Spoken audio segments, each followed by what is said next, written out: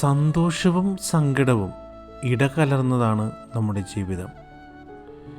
എപ്പോഴും സങ്കടപ്പെട്ടുകൊണ്ട് ജീവിക്കേണ്ടതില്ല, എപ്പോഴും സന്തോഷിക്കുവാനും വകയില്ല. ചിലപ്പോഴൊക്കെ നമ്മുടെ ജീവിതങ്ങളിൽ സന്തോഷവും സങ്കടവും മാറി മാറി കടന്നു വരും.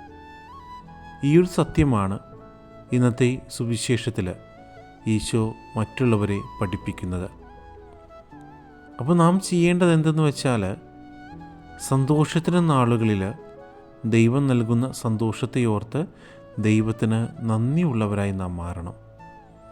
സങ്കടത്തിൻ്റെ നാളുകളിൽ നമ്മുടെ സങ്കടങ്ങളെ ദൈവകരങ്ങളിൽ സമർപ്പിച്ചുകൊണ്ട് ദൈവഹിതം നിറവേറ്റി ജീവിക്കുവാനായിട്ട് നാം പഠിക്കണം.